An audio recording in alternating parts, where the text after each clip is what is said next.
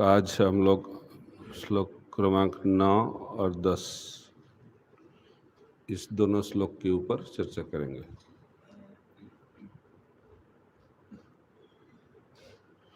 श्लोक क्रमांक 9 लिखो। विषयान विसंधाय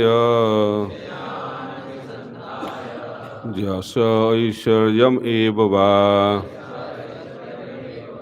अर्चादो अर्चयेजो माम् पृथक् भावः स राजसः। विषयान विसंधाय जस ऐश्वर्यम् एव वा अर्चादो अर्चयेजो माम् पृथक् भाव स राजसः। विषयान् अभिसंधाय यश ऐश्वर्यम् एव वा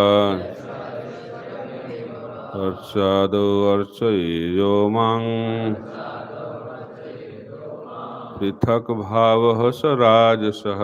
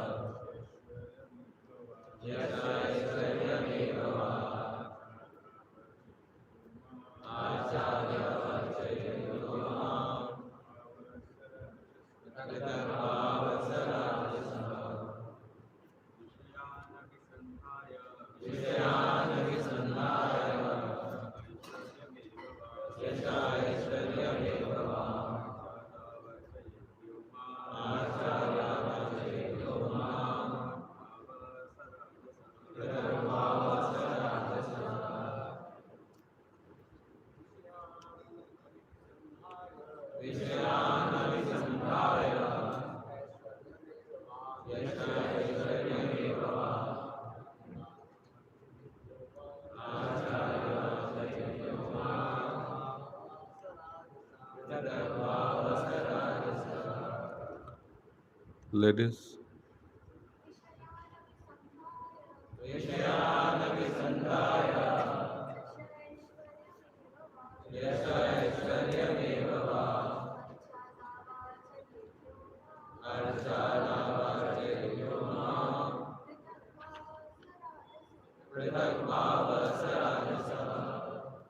प्रभु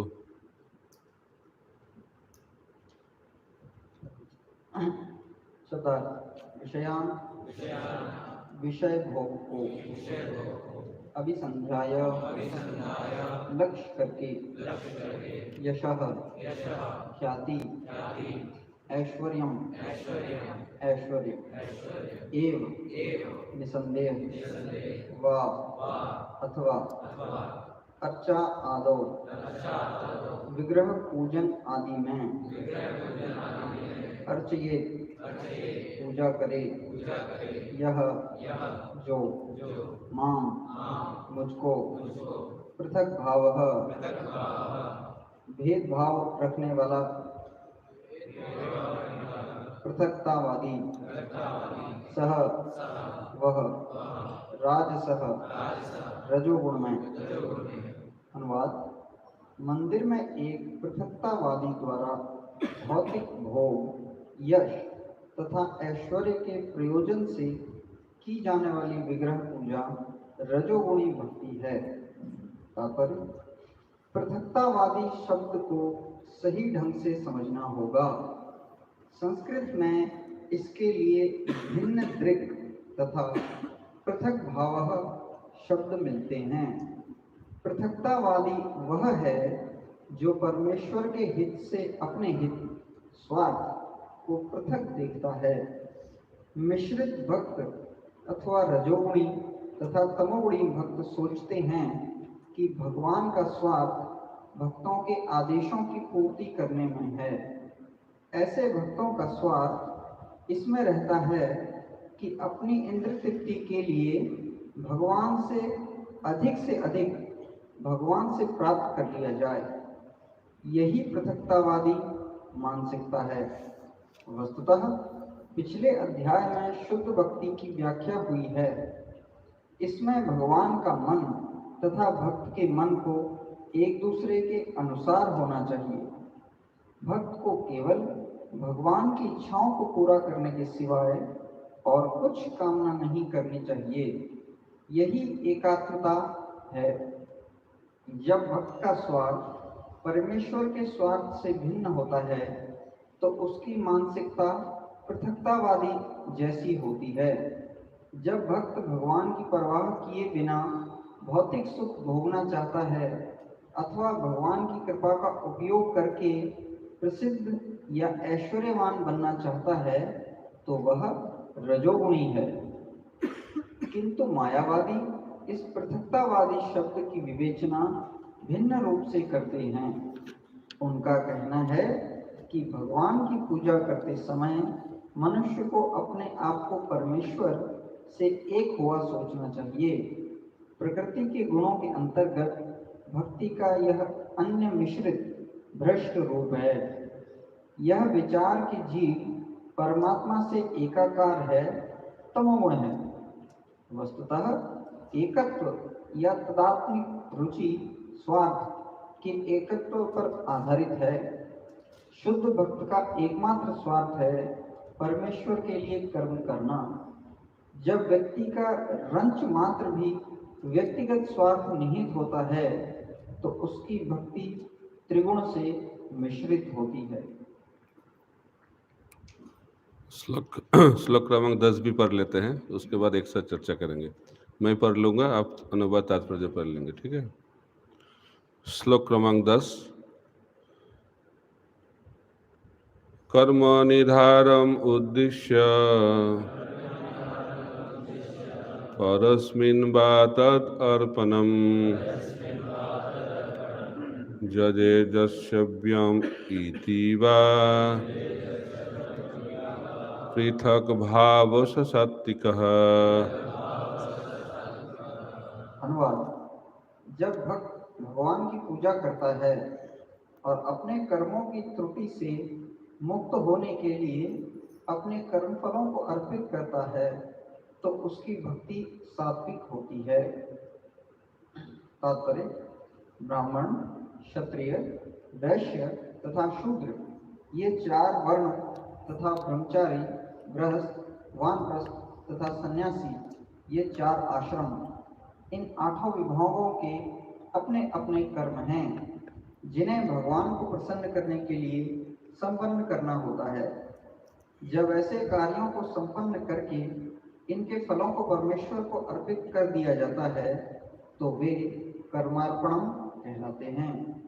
यदि कोई त्रुटि रह जाती है तो इस अर्पण से वह पूरी हो जाती है, किंतु यदि यह अर्पण शुद्ध भक्ति में न होकर सतोगुण में हो तो स्वार्थ भिन्न हो जाता है।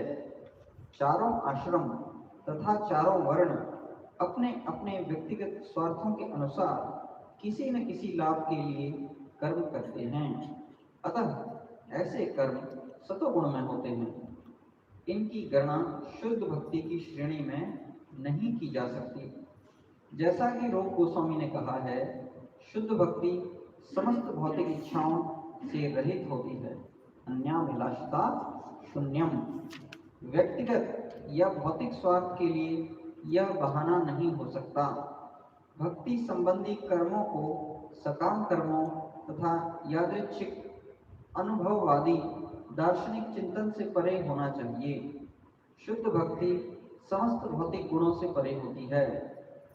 तमो, रजो तथा सतो गुण के अधीन भक्ति को 81 श्रेणियों में विभाजित किया जा सकता है। भक्ति संबंधी कार्यों को 9 प्रकारों में विभाजित किया जाता है: श्रवण, कीर्तन, स्मरण, पूजन, अर्चन, सेवा तथा समर्पण, और इनको पुनः 3-3 गुणात्मक श्रेणियों में बांटा जा सकता है। इस प्रकार श्रवण के तमो, रजो तथा सतोगुण के अधीन विभाग हो सकते हैं। इसी प्रकार गुणों के भी 3 विभाग हैं। 3 गुणित 9 बराबर 27, और जब फिर से इसे 3 से गुणा करते हैं तो 81 आता है। मनुष्य को शुद्ध भक्ति के स्तर तक पहुंचने के लिए ऐसी समस्त मिश्रित भक्ति को पार कर जाना होता है, जैसा कि अगले श्लोकों में बताया गया है। मुखम करोति वाचलम पंगुल्लंघयते गिरिं यत्कृपातमहं वन्दे श्रीगुरुं दिनतारिणं परमानंद माधवम श्री चैतन्य। हरे कृष्णा। तो काल से हमारा जो डिस्कशन चल रहा है मिश्रित भक्ति, और कल जो भक्ति का चर्चा होगा वो शुद्ध भक्ति का होगा। तो अभी मिश्रित भक्ति का वैरायटी बता रहे हैं। 81 भाग से विभाजित किया जा सकता है। तो काल हम लोग चर्चा कर रहे थे तमोगुण की भक्ति, और आज रजोगुण, और उसके बाद सत्वगुण धीरे धीरे ऊंचा जा रहा है। तो तमोगुण में 4 जो गुण चरित्र में विकसित होता है, गुण नहीं दोष, वो क्या है आपको पता है? अभी याद है? बताइए, कंप्यूटर मत देख के, हिंदी में बोलिए। पहला ईर्ष्या, अहंकार, अभिमान, क्रोध, हिंसा। 4, ये 4 दोष जिसके हृदय में रहता है, और उस दोष के माध्यम से जो भक्ति होता है उसको तमोगुणी भक्ति कहला गया है। तो पहला क्या क्या?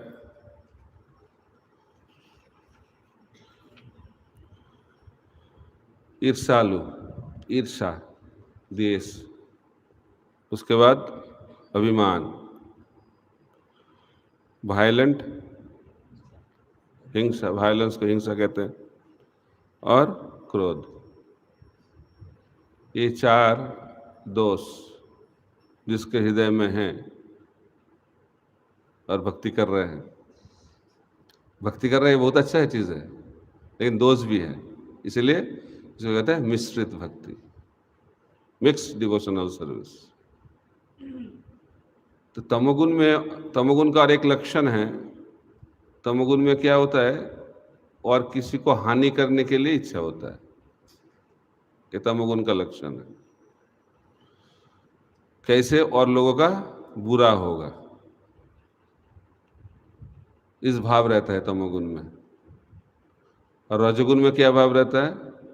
मेरे को क्या मिलेगा। और सत्वगुण में क्या भाव रहता है? और किसी को मैं कैसे भला करूंगा, ये सत्वगुण। और शुद्ध सत्व काल चर्चा करेंगे, उसमें सिर्फ भगवान के साथ, भगवान को कैसे संतुष्ट करेंगे, ये भाव रहता है। तो तमोगुण में जो 4 दोष दिखाया गया है, उसका मूल जड़ है एनवी, द्वेष, ईर्ष्या। द्वेष और ईर्ष्या का कारण क्या है?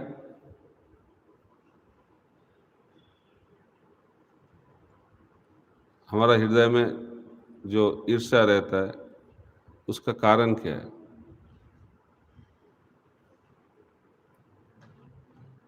बताइए। वो तो ठीक है, लेकिन क्यों? अविद्या। अविद्या के कारण। अविद्या का मतलब क्या है? अविद्या क्या है? बहुत सारे अविद्या होता है, लेकिन हमारा जो स्वरूप है उसके बारे में पता नहीं चलता है। मैं कौन हूं, इसको कहते हैं ना आइडेंटिटी क्राइसिस, अंग्रेजी में बोलते हैं। अर्जुन जब युद्ध कर रहे थे, युद्ध से पहले भगवान की इच्छा से हो रहा था। क्या हो रहा था? वो देख रहे थे अर्जुन, उसके सामने दो व्यक्ति आ गए, पितामह भीष्म और द्रोणाचार्य। उनको देख के अर्जुन का क्या हुआ? धर्म संकट हो गया। उन्होंने सोचने लगा मैं तो योद्धा हूं और ये दोनों विपक्ष में युद्ध कर रहे हैं, तो मेरा क्या कर्तव्य है? इनको मार डालना। लेकिन उसको कैसे मैं हत्या कर सकता हूं? एक तो मेरा पितामह है और दूसरा मेरा गुरुजी है। उसको तो श्रद्धा करना चाहिए, पूजा करना चाहिए, प्यार करना चाहिए। तब अर्जुन का धर्म संकट चालू हो गया। मैं कौन हूं? मैं पोता हूं, मैं शिष्य हूं, मैं योद्धा हूं, मैं क्षत्रिय हूं, मैं राजा हूं, मैं कौन हूं? इसको कहते हैं आइडेंटिटी क्राइसिस, अविद्या। तो इसीलिए हमारा भक्ति जीवन तब चालू होता है जब ये पता चलता है हम कौन हैं। ठीक है नहीं? सनातन गोस्वामी बताते हैं, पूछते हैं महाप्रभु से, वाराणसी में पूछा मैं कौन हूं, आमी के, बांग्ला में पूछे। तो महाप्रभु ने क्या बताए? सबका आइडेंटिटी, सब जीवों का एक ही स्वरूप है। जीवेर स्वरूप है कृष्णेर नित्यदास। हम सब भगवान के अंश हैं, भगवान के दास हैं। भगवान प्रभु हैं और हम लोग भगवान के दास। इसको कहते हैं विद्या, और उसका उल्टा अविद्या। जब महाप्रभु पूछ रहे थे रामानंद राय को सर्वश्रेष्ठ विद्या क्या है, तो रामानंद राय क्या बताए? रामानंद राय बताए कृष्ण भक्ति बिना विद्या नहीं यार। विद्या का मतलब कृष्ण भक्ति। गीता में भी भगवान बताते हैं विद्या का मतलब क्या है? वेदस्य सर्वेर अहमेव विद्या। सब ज्ञान का जड़, मूल लक्ष्य है भगवान को जानना। जो भगवान को जानते हैं वो सबको जानते हैं, सब कुछ जानते हैं। और जो भगवान को नहीं जानते हैं उसको कुछ पता नहीं चलता है। अंधकार, अंधेरा। ब्रह्मा जी का ऐसा हाल हुआ था। उनका जन्म होने के बाद वो जो क्या है, लोटस के नल में वो घूम रहे थे, ऊपर नीच कर रहे थे। पता नहीं चल रहा क्या करूं, क्या मैं कौन हूं, मेरा जन्म हुआ है, मेरा क्या कर्तव्य है, क्या ड्यूटी है मेरा, कुछ पता नहीं चल रहा था। तब उनको कुछ सुनाई दिया, तप तप तप, ऐसे सुनाई दिया। नींद में सुनाई दिया। नींद में हम लोग देखते नहीं लेकिन सुनते हैं, देखते भी हैं, सपना देखते हैं, लेकिन अलार्म क्लॉक हम लोग सुनते हैं। कोई बोलते तो सुन लेते हैं। श्रवण का शक्ति, शब्द का शक्ति बताया गया है। तो तप का मतलब तपस्या करना चाहिए, ऑस्टेरिटी करना चाहिए।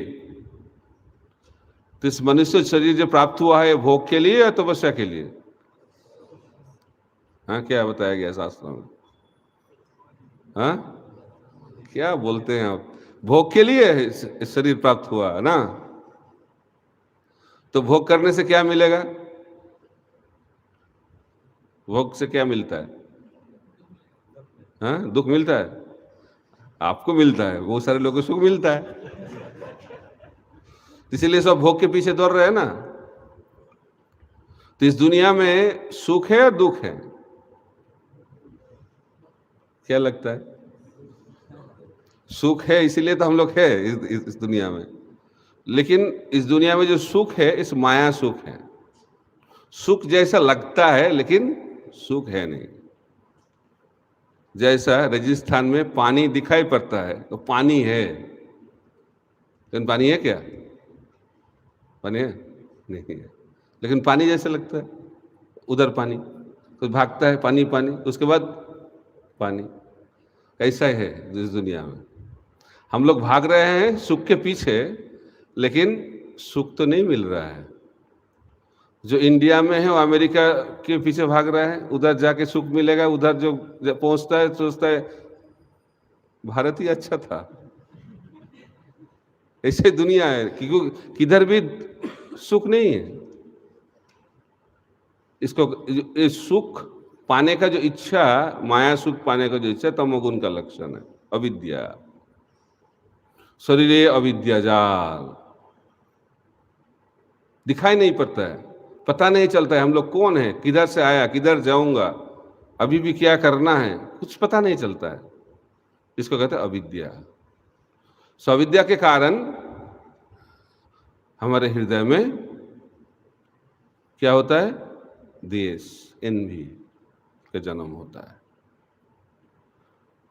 उसके बाद बोल रहे अभिमान, प्राइड, ईगो, अहंकार। अहंकार भी अविद्या से आता है। एक है फॉल्स ईगो, एक है रियल ईगो। तो फॉल्स ईगो कौन सा है? ये सोचना मैं ये शरीर हूं, इसको कहते हैं फॉल्स ईगो, मिथ्या अहंकार। और मैं शरीर नहीं, मैं आत्मा हूं, ये कौन सा अहंकार? सत्य अहंकार। तो प्राइड जब बताया गया है, अभिमान को जो बताया गया है, उसको मिथ्या अभिमान, मैं ये शरीर हूं। तो लोग बोलेंगे तो मैं कौन हूं? पोपा जी बता रहे थे अमेरिका में, मैं ये शरीर नहीं हूं, मैं ये शरीर नहीं हूं, I am not this body, I am not this body. तो हिपी लोग सुन रहे थे, लगता है वो शरीर नहीं था, हम लोग तो शरीर है। उसको पता नहीं चलता तो मैं शरीर नहीं हूं तो मैं कौन हूं। लेकिन हम लोग नहीं बोलते हैं ना, हम लोग बोलते हैं मेरा शरीर, ठीक नहीं है, माई बॉडी बोलते हैं ना।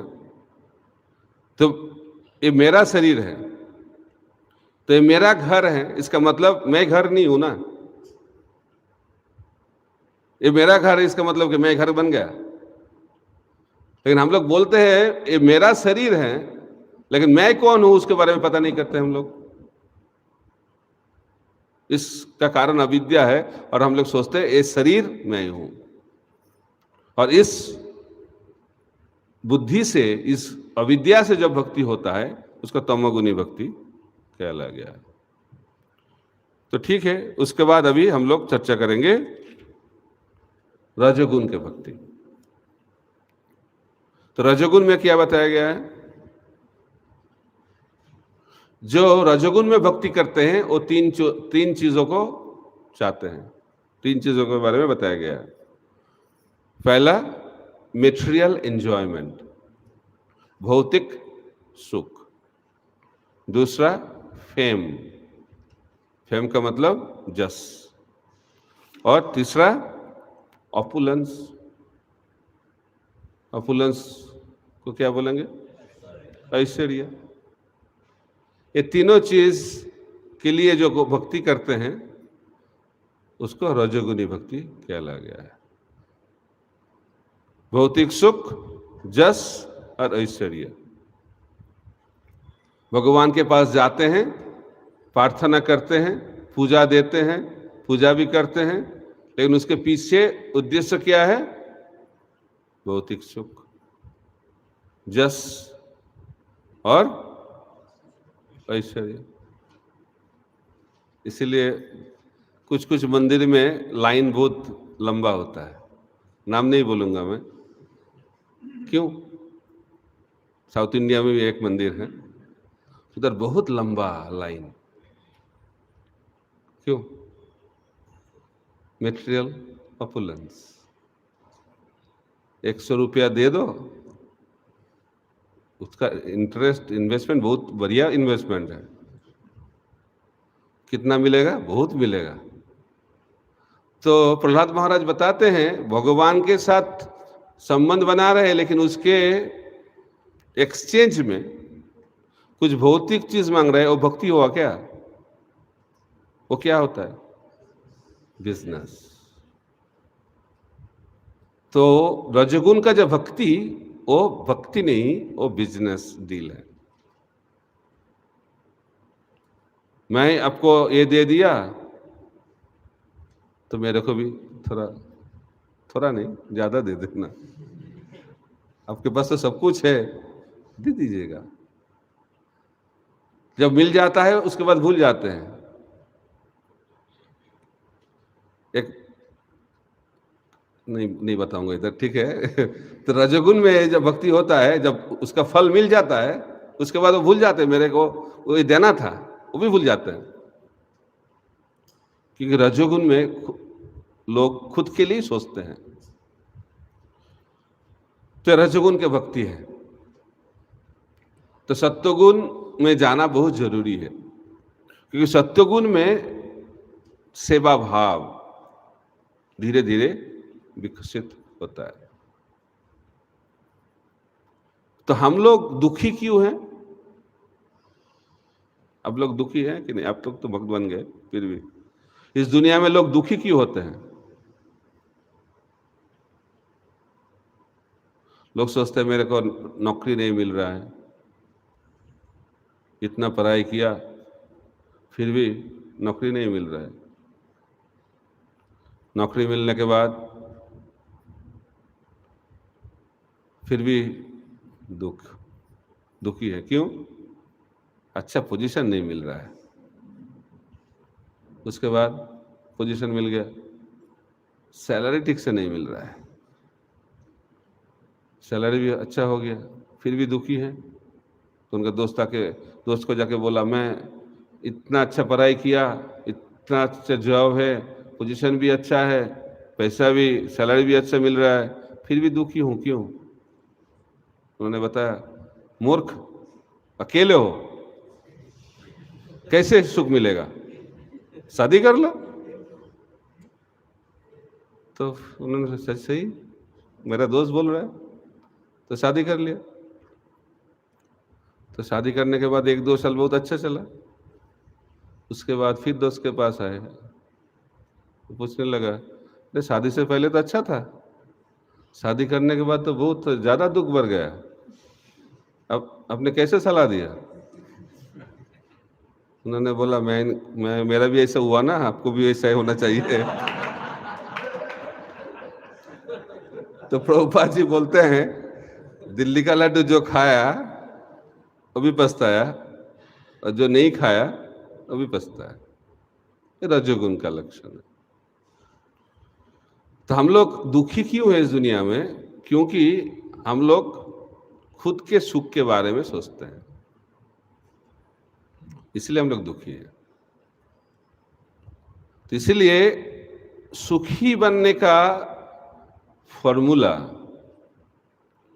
खुद के बारे में सोचना बंद करना चाहिए। मेरे को क्या मिलेगा, मेरे को क्या मिलेगा, मेरे को क्या मिलेगा, ये सोचने से जिंदगी में फ्रस्ट्रेशन हो जाता है। क्योंकि जो हम लोग मांगते हैं, जो हम लोग चाहते हैं, वो मिलता नहीं। एक्सपेक्टेशन बोलते हैं अंग्रेजी में उसको। एक्सपेक्टेशन जब तक रहेगा तब तक जिंदगी में क्या रहेगा? फ्रस्ट्रेशन रहेगा। एक्सपेक्टेशंस लीड टू फ्रस्ट्रेशंस, ये फॉर्मूला है।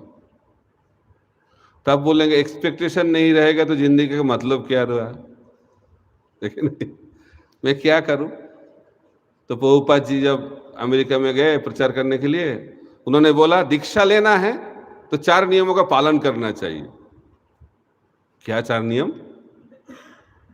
आमिषाहार बंद करना चाहिए, नेशा बंद करना चाहिए, जुआ खेलना बंद करना चाहिए, और अवैध संग करना बंद करना चाहिए। तो उन्होंने पूछने लगा, स्वामी जी तो हम लोग क्या करेंगे तब?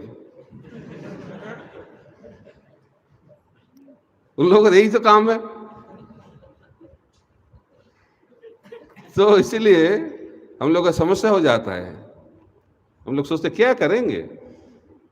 बाहर के लोग भी अभी जब भक्त लोगों को देखते हैं, पूछते हैं क्या करते हैं आप लोग, कुछ काम धंधा है क्या, कुछ तो काम नहीं है लगता है आपका। और थोड़ा ईर्ष्यालु हो जाते हैं। जब भक्त लोग प्लेन में जाते हैं, वो लोग सोचते हैं मैं तो इतना मेहनत करता हूँ, उसके बाद भी प्लेन में जाना कठिन होता है, ये लोग साधु है, प्लेन में जा रहा है। प्रभुपाद जी को भी पूछा, प्रभुपाद स्वामी जी आप साधु हो के प्लेन में जा रहा है, ये कैसे साधु। उन्होंने बोला हमारा काम है भगवान का वाणी प्रचार करना, तो आप लोग इतने स्पीड में जा रहे हो, तो आपको पकड़ने के लिए मेरे को भी तो इस प्लेन में जाना पड़ेगा ना। तो प्रभुपाद जी विदेश में प्रचार कर रहे थे, तो उनके शिष्य लोग अच्छा गाड़ी लेके आए, लिमूजिन, लंबा गाड़ी। देख के आपका अभी भी इतना लंबा गाड़ी, उनको देख के रिपोर्टर ने पूछा स्वामी जी आप भारत से इतना सुंदर गाड़ी क्या चल रहा है। तो पकड़ लिया। उन्होंने सोचा, इनको पता नहीं था किसके साथ चालू किया उन्होंने। तो प्रभुपाद जी ने बताया मैं क्या करूं, मैं तो साधारण कोई देश के गुरु नहीं हूं, सबसे धनी देश के गुरु हूं, और मैं भगवान का रिप्रेजेंटेटिव प्रतिनिधि हूं। तो उन लोगों को तो मेरे को सोने का गाड़ी देने का चाहिए था, लेकिन क्या करें, प्यार से गाड़ी दे दिया। मैं क्या करूं, कठिनाई से मैं इस गाड़ी में जा रहा हूं। चुप हो गए। तो लोग सोचते हैं भगवान के भक्त लोग क्या होगा, उसके पास कुछ नहीं होगा। तो प्रभुपाद जी बताते हैं जो राजा का पुत्र होगा उसके पास क्या नहीं रहेगा, सब कुछ रहेगा। तो जो भगवान के भक्त बनेंगे, प्रभुपाद जी बोलते हैं जो भगवान का सेवा करेगा तो भगवान उनको सब कुछ देगा, उसको मांगने का कोई जरूरत नहीं है। जो मांगते हैं वो मूर्ख हैं। जो भगवान वैकुंठ दे सकते हैं उसको पास जाके कोई भौतिक चीज मांगना ये बुद्धिमानी है क्या। एक राजा के पास गए, एक बिग बिजनेसमैन के पास गए जिसके पास करोड़ों रुपया देने का क्षमता है, आपने जाके बोला मेरा थोड़ा 10,000 रुपया दे दीजिएगा, तो ये बुद्धिमानी है। इसलिए महाप्रभु बता रहे हैं न धनंग न जनंग न सुंदरिंग, इसके पीछे बहुत डीप मैसेज है। तो मैं बताता हूं 3 दोस्तों को कहानी, इससे पता चलता है। 3 दोस्त गए एक राजा के पास। तो पहला दोस्त राजा के पास आ गए, तो राजा बोले क्या चाहिए आपको। तो पहला दोस्त बताया मेरा घर टूटा फूटा है, मेरे लिए एक अच्छा घर चाहिए। तो ठीक है, मंत्री को बुलाया, इसके लिए अच्छा एक मकान बना दो। पहला दोस्त बहुत खुश हो गए। दूसरे दोस्त आए राजा के पास, आपको क्या चाहिए। उन्होंने बोला मेरा घर ठीक है, लेकिन घर में जाने का जो रास्ता है वो टूटा फूटा है, तो अच्छा रास्ता बना दीजिएगा। तो राजा मंत्री को बुलाए, मंत्री जी एक अच्छा रास्ता बना दीजिएगा। कोई प्रॉब्लम नहीं, बन जाएगा। दूसरा दोस्त भी बहुत खुश हो गए। तो तीसरे दोस्त को बुलाया गया। जब तीसरे दोस्त आए, राजा ने पूछा आपको क्या चाहिए। उन्होंने बोला मेरे को कुछ नहीं चाहिए। लगता है नाधनंग पार्टी आ गए। कुछ नहीं चाहिए, नहीं नहीं मेरे पास आए हो, कुछ तो लेना ही पड़ेगा, मैं राजा हूं, मैं अब दान कर रहा हूं, कुछ तो लेना पड़ेगा आपको। नहीं नहीं कुछ नहीं चाहिए, कुछ नहीं चाहिए। और दोनों दोस्त देख रहे हैं मूर्ख है, राजा देने के लिए इतने उनको अनुरोध कर रहे हैं फिर भी कुछ नहीं मांग रहा है। जब ऐसा राजा बार बार बोल रहे थे ठीक है आपको कुछ देना है तो मैं यही मांगता हूं, मेरे घर में आके आप एक दिन रह जाइए। वो दोनों दोस्त महामूर्ख है, तो जानता है एक राजा रहेगा तो कितना खर्चा होगा। तब राजा ने मंत्री को बुलाए, उन्होंने बोला मेरे को आमंत्रण दिया गया है उसके घर में रहने का, जो जरूरी है वो कर लीजिएगा। तो राजा किधर रहेगा? उसके घर में रहेगा क्या? महल बन गए। राजा कौन सा रास्ते में जाएगा? राजपथ में जाएगा ना, और पूरा इलाका डेवलप हो गया। कौन बुद्धिमान है? बोलिए। तो लेकिन हम लोग फंस जाते हैं दुर्योधन जैसा। दुर्योधन और अर्जुन दोनों गए, रजोगुण का चर्चा चल रहा है अभी। तो दुर्योधन अर्जुन भगवान के पास गए युद्ध से पहले, तो दोनों मांगने के लिए गए भगवान का सहायता मांगने के लिए। तो कौन पहले मांगेगा? तो भगवान ने बताया, कृष्ण भगवान ने बताया, अर्जुन छोटा है, छोटे का मांगने का हक पहला होता है। तो ठीक है, उसके अंदर टेंशन चालू हो गया दुर्योधन के अंदर, क्योंकि भगवान ने बोला मैं इस युद्ध में युद्ध नहीं करूंगा, लेकिन मेरा नारायणी सेना है वो आप ले सकते हो। तो दुर्योधन आए थे नारायणी सेना के लिए ही। तो पहले अर्जुन मांगेगा तो उनको चिंता हो गया, टेंशन। तो अर्जुन ने बताया भगवान को, आप युद्ध करे और ना करे, मेरे को आप चाहिए। तो बहुत खुश हो गए कौन? दुर्योधन। लेकिन बाहरी दृष्टि से दिखा रहे, बहुत दुखी हो गए। तो मैं अब क्या करूं भगवान? भगवान तो नहीं बोलते कृष्णा, तो आपका नारायणी सेना ही दीजिएगा। उन्होंने सोचा बहुत चालाक है, लेकिन कौन चालाक है? अर्जुन। क्योंकि वो जानते जिधर भगवान रहेगा उधर क्या रहेगा? सब कुछ रहेगा। जत्र जगेश्वर कृष्ण जत्र पार्थ धनुर्धर तत्र श्री विजयभूति ध्रुवानितिर मतिर्ममः। ये बुद्धि कब आएगा? जब सत्वगुण में आएंगे तब बुद्धि आएगा ना। जब तक सत्वगुण नहीं आएगा ये बुद्धि काम नहीं करेगा। रजगुण में बुद्धि काम नहीं करता है। रजगुण में कौन पावरफुल रहता है? माइंड, मन। सत्वगुण में बुद्धि, और शुद्ध सत्व में आत्मा, ये सबसे परे हो जाते हैं। तो बुद्धि का विकास सत्वगुण में होता है। इसलिए बताया गया है देह से ऊपर है मन, मन से ऊपर है बुद्धि, और बुद्धि से ऊपर आत्मा। तो हम बता रहे थे यूथ फेस्टिवल में 4 लेवल है कि नहीं? देह से क्या मिलता है? एंजॉयमेंट, ठीक है। मन से क्या मिलता है? मन के माध्यम से मन क्या मांगता है? एंटरटेनमेंट। इस दोनों चीजों में हम लोग फंस जाते हैं। एंजॉयमेंट का बहुत सारे चीज रहता है, लेकिन मन ठीक नहीं है, मूड ठीक नहीं है, तो एंजॉयमेंट का बहुत सारे चीज रहेगा भी, उसको अच्छा नहीं लगेगा। क्यों? मूड ठीक नहीं है। तो मन, इसलिए देह रंजन मनोरंजन, उसके ऊपर क्या है? एंजॉयमेंट, उसके बाद एंटरटेनमेंट, उसके बाद एनलाइटनमेंट, और उसके ऊपर इमांसिपेशन। ये चारों चीज, देह रंजन, मनोरंजन, बुद्धि रंजन, आत्मरंजन। तो इस दुनिया में 2 चीज मिलेगा मैक्सिमम, देह रंजन और मनोरंजन। लेकिन इस दुनिया का जो मनोरंजन और देह रंजन है उसमें बुद्धि का विनाश होता है। बुद्धि नहीं काम करता है। काम करता है? जब दिल पागल होता है बुद्धि काम करता है क्या? कुछ काम नहीं करता है। मेरे को चाहिए, मेरे को चाहिए, रजोगुण। रामायण में भी हम लोग चर्चा करते हैं कैसे सीता देवी के माध्यम से सिखा रहे भगवान, मेरे को सोने का हरिण चाहिए, सोने का हिरण चाहिए। तो उससे क्या हुआ आपको पता है। तो इसीलिए इस दुनिया का जो रजोगुण है, उस रजोगुण के माध्यम से हमारा बुद्धि का नाश हो जाता है, बुद्धि काम नहीं करता है। लेकिन जब भगवान का सेवा होता है, जब भगवान के माध्यम से मनोरंजन होता है, उससे बुद्धि का विकास होता है।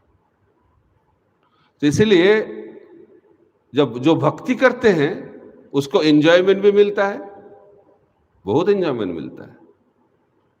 इसीलिए जो भक्ति नहीं करते वो थोड़ा ईर्ष्या करते। भक्त लोग इतना आनंद में रहते हैं। प्रभुपाद जी को पूछा एक रिपोर्टर, आप लोग कृष्ण कृष्ण करते हैं, इनकेस कृष्ण नहीं रहेगा, कृष्ण नहीं है तो क्या करेंगे आप लोग? आप लोग तो दिन भर कृष्ण कृष्ण करते, तो कृष्ण नहीं है तो क्या होगा? अच्छा प्रश्न है ना। कृष्ण नहीं है तो क्या होगा? बोलिए। कृष्ण नहीं है, प्रभुपाद जी ने बोला कुछ प्रॉब्लम नहीं है। कृष्ण नहीं है तो कोई प्रॉब्लम नहीं है हम लोगों का। हम लोग तो अच्छे से जिंदगी बिता रहे हैं, अच्छे एंजॉय कर रहे हैं। मॉर्निंग पार्टी, इवनिंग पार्टी, दिन भर अच्छे अच्छे सेवा, वो हम लोग तो बहुत आनंद में हैं। दुनिया भर घूम रहे हैं, प्रचार कर रहे हैं, अच्छा खा रहे हैं, अच्छा घूम रहे हैं, सब कुछ तो अच्छा चल रहा है, आनंद में है। देखिए सब भक्त लोगों का आनंद में है सब, तो लॉस क्या है? लेकिन इनकेस भगवान है तो आपका क्या होगा? आपका जिंदगी तो अभी बर्बाद हुआ है, कोई आनंद नहीं है। मुख देख के, जो बदन देख के पता चल रहा है आपका जिंदगी कैसा चल रहा है, और ये शरीर छोड़ने के बाद क्या होगा? तो इसको कहते बुद्धिमानी। भक्ति में क्या है, जब तक हम लोग भक्ति करते हैं शरीर में, उसमें आनंद में रहते हैं, और शरीर छोड़ने के बाद भी आनंद ही आनंद मिलेगा। तो इसीलिए जो भक्ति में रहते हैं उसका एंजॉयमेंट मिलता है, उसके बाद मनोरंजन एंटरटेनमेंट भी मिलता है, उसके बाद ये एंटरटेनमेंट एंजॉयमेंट जो स्पिरिचुअल लाइफ में मिलता है, उसके माध्यम से एनलाइटनमेंट, बुद्धि का भी विकास होता है, और उसके बाद आत्मा का इमांसिपेशन, हम लोग भगवत धाम चले जाते हैं। यही भक्ति का लक्षण है। इसीलिए सत्वगुण में जाना बहुत जरूरी है, क्योंकि सत्वगुण में हम लोग भगवत धाम जाने का जो टेक ऑफ होता है सत्वगुण में, जैसे प्लेन जब टेक ऑफ करते हैं ना, उसके लिए सत्वगुण, भगवत धाम वैकुंठ एयरलाइन में एंट्री बोर्डिंग करना है तो सत्वगुण में जाना बहुत जरूरी है, नहीं तो बोर्डिंग नहीं होगा। तो इसीलिए सत्वगुण में जाना बहुत जरूरी है। तो सत्वगुण का क्या लक्षण है? सत्वगुण का लक्षण है भगवान को वो अर्पण करते हैं, जो कर्म करते हैं उस फल को भगवान को अर्पण करते हैं, और इस कर्म में कुछ दोष है तो उससे मुक्त होना चाहते हैं। सत्वगुण में दोष मुक्त होना जो दोष मुक्त होने का इच्छा प्रबल रहता है, शुद्ध बनना चाहते हैं। तो शुद्ध जब हम लोग होते हैं तब आनंद मिलता है अंदर से। इसलिए बताया गया है सुख ये इंटरनल एक्सपीरियंस है, ये कोई बाहरी चीज है नहीं। बाहरी चीज से जो हम लोग सुख पाने का कोशिश करते हैं उससे दुख ही मिलता है। भगवान कृष्ण गीता में बताते हैं, जेई संस्पर्श जब होगा दुख जो न एवते अदंतवंत कौनते नौतेषु रमते बुधः। तो बुद्धि काम नहीं करता है। जब रजोगुण में हम लोग रहते हैं तो उधर हम लोगों को क्या चिंता होता है, कैसे भोग करूंगा, भोग एंजॉयमेंट। तो भगवान बताते हैं जिधर इंद्रिय और इंद्रिय वस्तु, सेंस एंड सेंस ऑब्जेक्ट जिधर मिलित होते हैं उधर एक चीजों का जन्म होता है। किसका जन्म होता है? दुख का। तो sense enjoyment is the birth place of misery. यही सिद्धांत भगवत गीता में भगवान देते हैं। भोग के माध्यम से क्या मिलेगा? दुख मिलेगा, दुख का जन्म होता है। लेकिन हम लोग सोचते हैं इसके माध्यम से आनंद मिलेगा, इसी को कहते हैं माया। माया सुखम। जैसे रेगिस्तान में पानी दिखता है लेकिन पानी है नहीं, इसी तरह इस दुनिया में सुख दिखता है लेकिन सुख है नहीं। लेकिन सुख क्यों दिखता है? रजोगुण के कारण। लेकिन कोई जब सत्वगुण में आ जाएगा उसको पता चल जाएगा इस दुनिया में सुख है नहीं, क्योंकि उसका बुद्धि का विकास होगा, वो देख पाएगा ठीक रूप से इस दुनिया का स्थिति क्या है। इसलिए जब सत्वगुण में कोई चले जाते हैं तब सब कुछ दिखाई पड़ता है, वो देखना बहुत जरूरी है। और जब सत्वगुण में हम लोग चले जाते हैं बहुत जल्दी हम लोग शुद्ध सत्व में भी चले जाएंगे। शुद्ध सत्व में क्या होता है उसके बारे में चर्चा हम लोग करेंगे, लेकिन सत्वगुण में रहना बहुत जरूरी है, क्योंकि सत्वगुण में सेवा भाव आ जाता है, खुद के लिए सोचना वो बंद हो जाता है, कैसे और किसी का भलाई होगा वो सोचना चालू हो जाता है, ये गुडनेस। तो तमोगुण में और लोगों का बुराई करने के लिए हम लोग सोचते हैं कैसे और लोगों का अच्छा नहीं होगा, और किसी को दुख देख के हम लोगों का सुख होता है, इसको कहते हैं तमोगुण। रजोगुण में खुद के बारे में ही सोचते हैं और किसी के बारे में सोचते नहीं, लेकिन सत्वगुण में खुद के बारे में नहीं सोचते और सबके लिए सोचते हैं, उसको सत्वगुण। तो इसलिए सत्वगुण में भक्ति का रियल स्टार्टिंग होता है। तो इसीलिए भागवत में भी बताया गया है पहला स्कंद में, भक्ति का लक्षण है पहले हम लोगों को सत्वगुण में जाना चाहिए, क्योंकि सत्वगुण में जब जाएंगे तो सब भक्ति ठीक ठीक से चालू होगा। तो इधर कपिल मुनि माता देवहूति को बता रहे हैं कैसे सत्वगुण में भक्त लोग दोष से मुक्त होना चाहते हैं, कि लेकिन ये भक्ति भी शुद्ध भक्ति नहीं है। इधर भी इस श्लोक में भी बताया गया है पृथक भाव। इधर भी भगवान का इच्छा और भक्त का इच्छा एक नहीं होता है, उसके पास भी सेपरेट मेंटालिटी रहता है, क्या मैं पाप से मुक्त हो जाऊं। भगवान का संतुष्ट करने के लिए भक्ति नहीं कर रहा है, क्यों भक्ति कर रहा है? मैं शुद्ध बन जाऊं। अच्छा है लेकिन ये पूर्ण रूप से शुद्ध नहीं है। लेकिन भगवान को संतुष्ट करने के लिए मैं सेवा करूंगा, भगवान को संतुष्ट करने के लिए मैं भक्ति करूंगा, वो भाव कब आएगा? जब हम लोग शुद्ध सत्व में पहुंचेंगे। तो शुद्ध सत्व में कैसे भक्ति होता है वो चर्चा हम लोग कल करेंगे। अभी 9 बज गया, अभी कथा का इधर ही विराम देते हैं। हरे कृष्णा कृष्णा कृष्णा हरे हरे, हरे राम राम राम हरे हरे। ग्रंथराज श्रीमद् भागवतम की जय, श्रील प्रभुपाद की जय, निताई गौर प्रेमानंदे हरि हरि बोल। कुछ प्रश्न है तो पूछिए, माइक दीजिएगा और कोऑर्डिनेट कीजिए। कौन पहला हाथ उठा रहा है?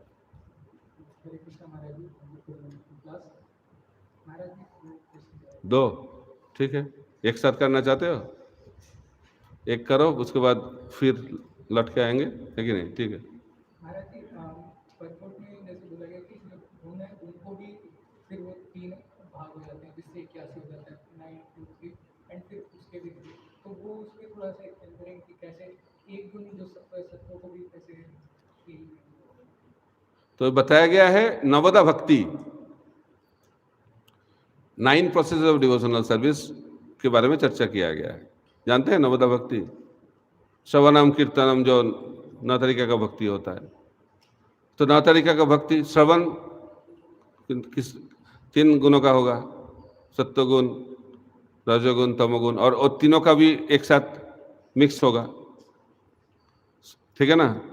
तो 3 मल्टीप्लाई 3 9 हो गया, 9 मल्टीप्लाइड बाई 9 81, ठीक है? पता नहीं चला। सत्य तम और सत्वगुण रजोगुण तमोगुण का उनका भी थोड़ा कॉम्बिनेशन रहेगा ना, 3 3, उसमें 9 होगा। उससे भी ज्यादा हो सकता है लेकिन 81 मिनिमम होगा, ठीक है? मैं दूसरों को भला कर सकता हूँ, ये इनसे तो बोलना है। दूसरे के भाले के लिए सोचते, कैसे दूसरे का भला होगा, ऐसा नहीं वो सोचते मैं ही कर दूंगा, ऐसा भाव नहीं है, तो रजोगुण है। ठीक है, भाव ऐसा है, वो देखना चाहते सब लोग सुखी रहे, और कोई दुखी है उससे वो दुखी हो जाते हैं।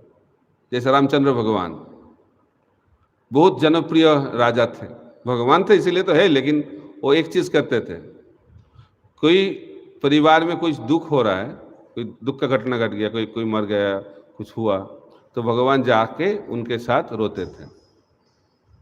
और कुछ परिवार में आनंद का उत्सव मना रहे थे, तो भगवान जाके उसके साथ आनंद करते थे। इसी से भगवान रामचंद्र बहुत जनप्रिय बन गए। इसको कहते हैं सत्वगुण। इसका पृथक भाव इधर बताया गया ना, भक्ति का लक्षण सत्वगुण में क्यों भक्ति करते हैं, पाप से मुक्त होना चाहते हैं, दोषों से मुक्त होना चाहता है, खुद के लिए सोच रहे हैं ना, इसलिए पृथक भाव। हरे कृष्ण महाराज जी। महाराज जी मेरा प्रश्न था ये मनोर बुद्धि पे, इसे सांख्य की दृष्टि से देखते हैं कि जो मन की उत्पत्ति वो रजोगुण में होती है, और बुद्धि की उत्पत्ति रजोगुण में है और मन की उत्पत्ति सत्वगुण में है। नहीं, ऐसा नहीं, रजोगुण में मन बहुत शक्तिशाली रहता है और सत्वगुण में बुद्धि, क्योंकि देह से ऊपर मन है, मन से ऊपर बुद्धि है, बुद्धि से ऊपर आत्मा है, तो सत्वगुण में एक सिस्टम काम करता है। लेकिन रजोगुण में क्या होता है, बुद्धि मन के कंट्रोल में रहता है, तो बुद्धि काम नहीं करता है, यही सिद्धांत बताया गया है। परंतु महाराज जी मेरा प्रश्न जो था वो ये था कि उत्पत्ति के संबंध में था कि जो बुद्धि की उत्पत्ति हम सांख्य दृष्टिकोण से देखते हैं। हाँ वो तो, हाँ बोलिए। तो अगर जैसे बुद्धि की उत्पत्ति हम देखते हैं कि वो रजोगुण में है, हाँ। तो अगर जैसे हम एक एनालॉजी समझना चाहें कि जैसे गजेंद्र वाले पाठ्य में देखते हैं, गजेंद्र एक जल का स्थल का प्राणी थे, तो अगर बुद्धि की उत्पत्ति खुद ही रजोगुण से हुई है, तो रजोगुण में वो अधिक प्रभावशाली होनी चाहिए, मतलब अगर हम इस दृष्टिकोण से देखें तो, लेकिन वहाँ पर मन प्रभावशाली होता है जो कि जिसकी उत्पत्ति सत्वगुण में हुई है। नहीं, ऐसा वो सृष्टि तत्व है, वो अलग चीज है, आप दोनों मिक्स कर रहे हैं। इधर मैं बता रहा हूं, जो रजोगुण में जो रहते हैं उनका मन इंद्रिय भोग के लिए भागता है, इसलिए मन बहुत प्रभावशाली रहता है, बुद्धि उनका सेवक बन जाता है, ठीक है नहीं। लेकिन जब सत्वगुण में कोई रहता है तब मन बुद्धि के अंदर रहता है, यही सिद्धांत मैं बताने का कोशिश किया। और जो आप सांख्य फिलोसफी कैसे सृष्टि हुआ है वो अलग चीज है, ठीक है। हमारा जो एक और प्रश्न था, आपने कहा था कि ब्रह्मा जी को सबसे पहले शब्द सुनाई दिए गए थे तप। तो महाराज जी मेरा एक क्यूरियोसिटी का क्वेश्चन था कि उन्होंने मतलब अभी तपस्या मेडिटेशन करने के लिए कोई किसी फॉर्म पे मेडिटेट करना होता है या किसी मंत्र पे, तो उस समय ब्रह्मा जी ने कौन सा मंत्र या किस फॉर्म पे मेडिटेट किया होगा? अच्छा, कौन सा मंत्र में कुर्मावतार प्रभु, कौन सा मंत्र का जप किया? हाँ, गायत्री मंत्र का जप किया, ठीक है। हरे कृष्ण।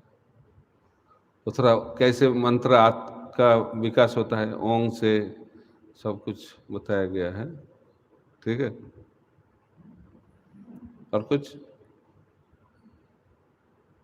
आपके पास आऊंगा सेकंड क्वेश्चन के लिए। जो तमोगुण के हमने लक्षण स्टडी किए हैं, वायलेंस होने वाला वायलेंस, तो जैसे ये सब चीजें तो हर एक साधना में होती हैं, तो क्या क्या जो ये तमोगुण के जो लक्षण है, हाँ, वायलेंस और प्राइड और ये सब चीजें जो है, तो ये तो लाइक हम सबके लाइफ में होती है, सबके लिए नहीं, जो तमोगुण में है उसके लिए है। मतलब एक लेवल पे तो आर्ट में तो ये चीजें होती है, हाँ, कैसे कहेंगे कि हमारी भक्ति, इसलिए पता चलना चाहिए तमोगुण है। इसका मतलब ये नहीं जो सत्वगुण में भक्ति करेगा उसके पास तमोगुण का प्रभाव नहीं रहेगा। जब कोई शुद्ध सत्व में चले जाएंगे तब तमोगुण रजोगुण पूर्ण रूप से चला जाएगा। लेकिन जब तक हम लोग इस दुनिया में गुणों के अंदर हैं, तो कोई सत्वगुण में है इसका मतलब ये नहीं उसके अंदर रजोगुण नहीं रहेगा, तमोगुण नहीं रहेगा, लेकिन वो बहुत कम रहेगा। लेकिन बाकी चीज ज्यादा, सत्वगुण में सत्वगुण का जो गुण वो ज्यादा प्रकाश होगा, एक कम होता जाएगा। प्राइड, एनबी, वायलेंस, एंगर बहुत कम हो जाएगा। सुनना नहीं होगा, बीच बीच में आ जाएगा क्योंकि गुण का प्रभाव है, लेकिन उसको वो कंट्रोल कर लेगा क्योंकि सत्वगुण में आ गए। ठीक है, और जब शुद्ध सत्व में चले जाएंगे कुछ नहीं रहेगा। हरे कृष्ण। इधर कोई हाथ?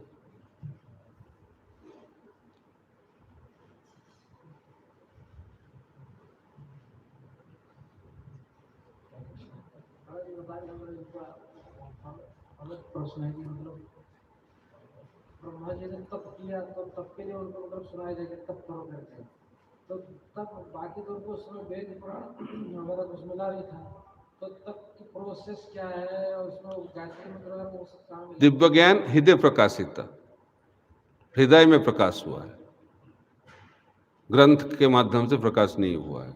बुक डिस्ट्रीब्यूटर का कोई जरूरत नहीं है, हृदय में प्रकाश हो गया। भागवत, वेद, सब कुछ प्रकाश हो गया। तेने ब्रह्मा हृदय जो आदि को वे मुझंत जस्सु रहे, भागवत में भी बताया गया। ठीक है, हृदय में प्रकाश हो गया। और कुछ?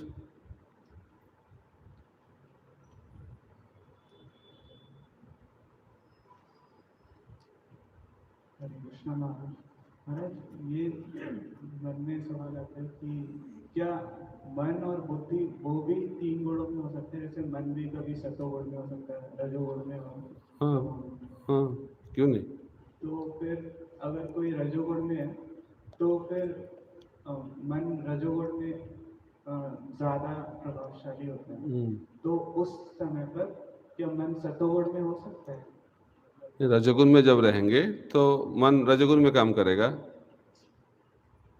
गुणों का जो प्रभाव, आपका चेतना जब रजोगुण से प्रभावित होगा तब आप रजोगुण में काम करोगे, आपका मन रजोगुण में काम करेगा।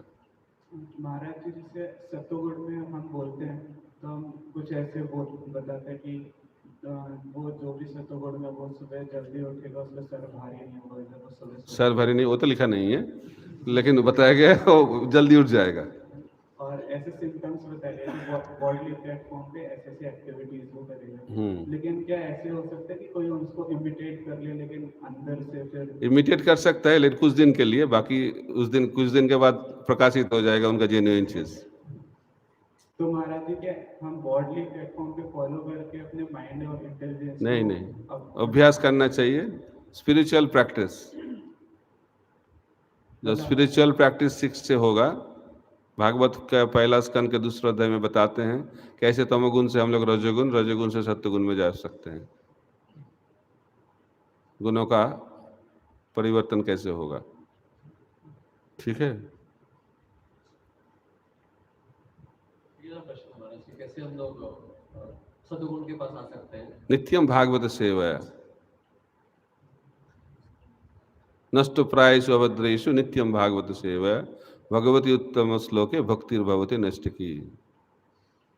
ये सिद्धांत, व्यक्ति भागवत का सेवा, ग्रंथ भागवत का सेवा, ये दोनों एक साथ जब चलता रहेगा नियमित रूप से, धीरे धीरे हम लोग सत्वगुण में चले जाएंगे।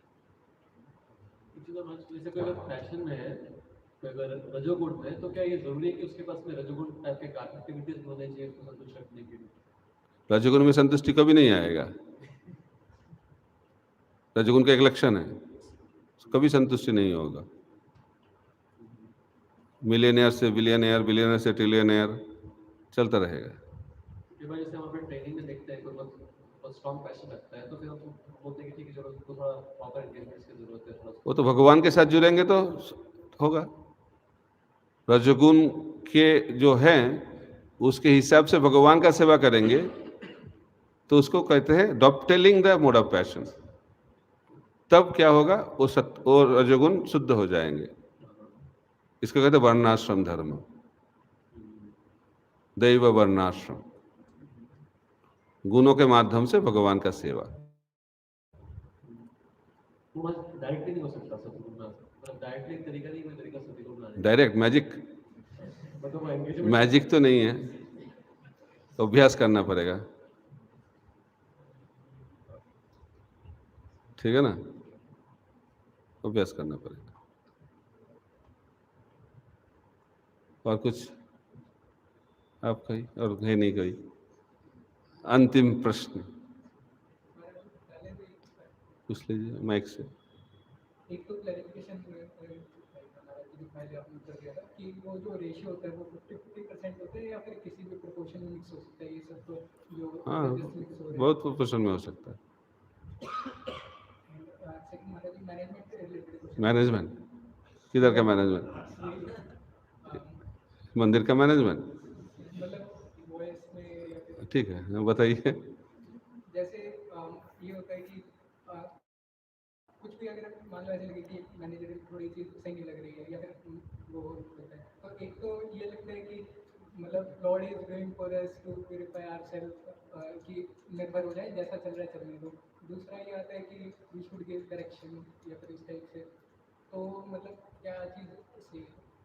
ये तो कोई एब्सोल्यूट आंसर नहीं दे सकता मैं, क्योंकि हर स्थिति अलग अलग होता है, तो डिटेल्स हैं, कैसा स्थिति है उसके हिसाब से सिद्धांत लेना पड़ेगा।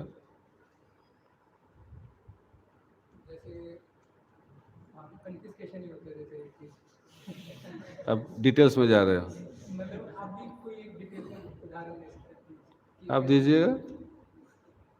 आपके तो अंदर है लगता है, आप निकलना चाहते हैं, निकल दीजिएगा, कोई प्रॉब्लम नहीं। महाराज जी जैसे कई बार जैसे रूल्स होते हैं वो मतलब ग्रे जोन में होते हैं, मतलब समझ में आते हैं कि इसमें एग्जैक्टली क्या होना चाहिए, तो उसमें जो इंचार्ज होते हैं मतलब कि वो मतलब बेसिकली उनका चलता है।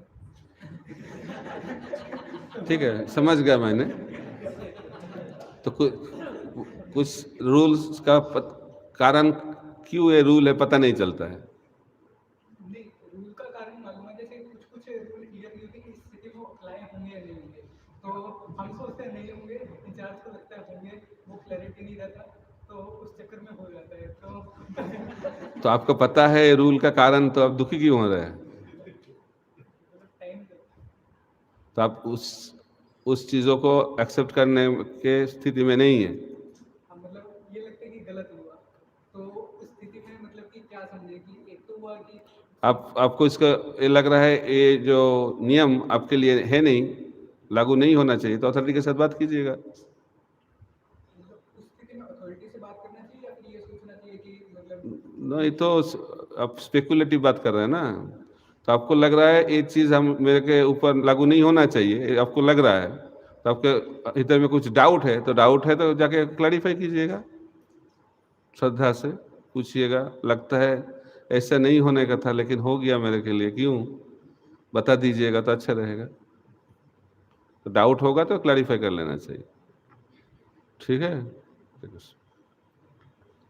तो अंतिम प्रश्न था, अभी बोल रहे हैं यही लास्ट और नहीं?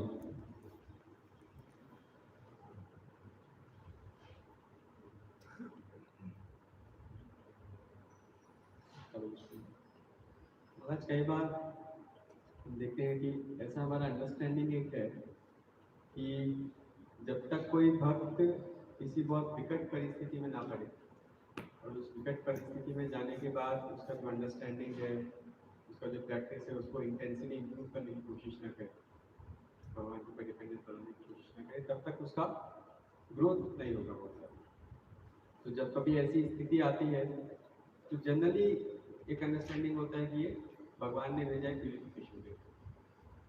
तो क्या ये कम्प्लीटली ऐसा ही है, हर डिवोटी की लाइफ में ऐसा ही होता है कि जीवन में बहुत विकट परिस्थितियाँ आएंगी तभी ग्रोथ होगा, या फिर जैसे हम देखते हैं प्रोसेस है, श्रवण कीर्तन से ग्रोथ हो रहा है, लेकिन जनरली हम देखते हैं कि बस ऐसे डिफिकल्टीज में और ज़्यादा इंटेंसली प्रैक्टिस करते हैं, तो ऐसा इसको कैसे? मैंने तो एक बार पूरा एक लेक्चर दिया था इसके बारे में।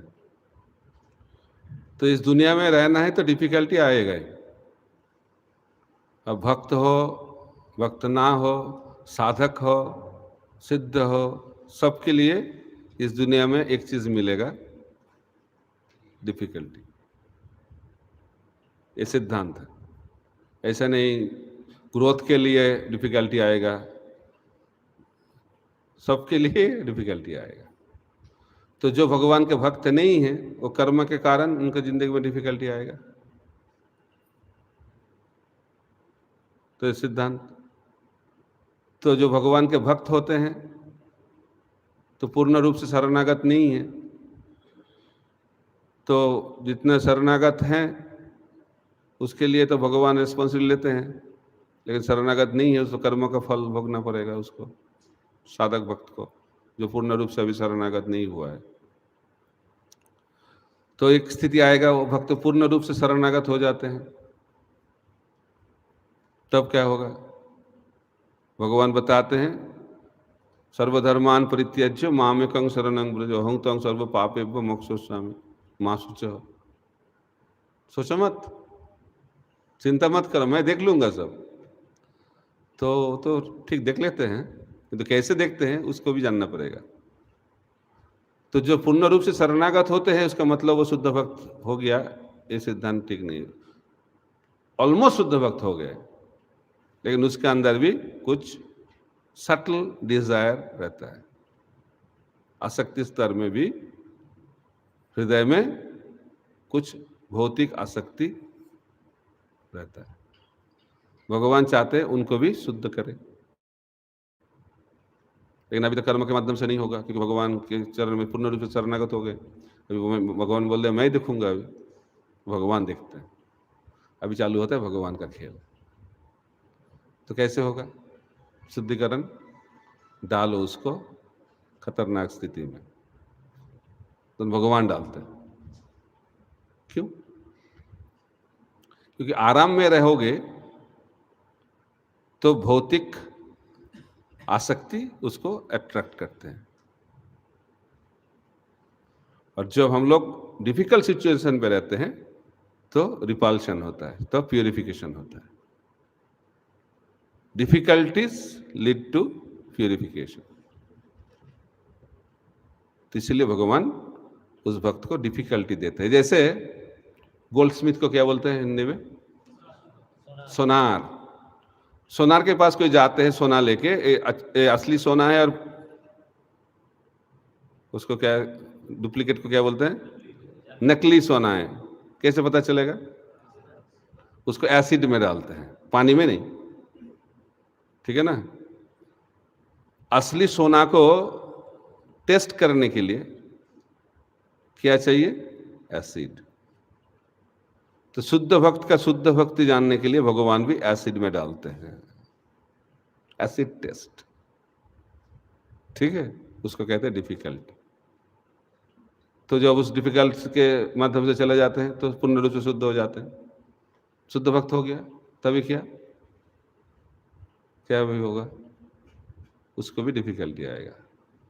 वो अभी भगवान देख रहे हैं उनके हृदय में प्रेम आ गया है, लेकिन प्रेम का तीव्रता नहीं है। उस प्रेम को तीव्र करने के लिए उसको ज्यादा डिफिकल्टी में डालते हैं, तो हो गया। उसके बाद इंटेंसिटी भी हो गया, तो उसके बाद क्या होगा? परफेक्शन तो हो गया अभी, फिर भी भगवान उसको और डिफिकल्टी में डालते हैं। क्यों? प्रचार करने के लिए। दिखाते हैं दुनिया को शुद्ध भक्त डिफिकल्टी में जब पड़ते हैं कैसे आचरण करते हैं। तो इस दुनिया में जब तक रहना है क्या मिलेगा? डिफिकल्टी मिलेगा। और सबसे बड़ा डिफिकल्टी है, हम लोग सोचते हैं भक्ति करेंगे तो डिफिकल्टी नहीं रहेगा। ये सबसे बड़ा डिफिकल्टी है, ठीक है। हरे कृष्ण। श्रील प्रभुपाद की जय। ग्रंथराज श्रीमद् भागवतम की जय। निताय गौर प्रेमानंदे। हरि हरि बोल।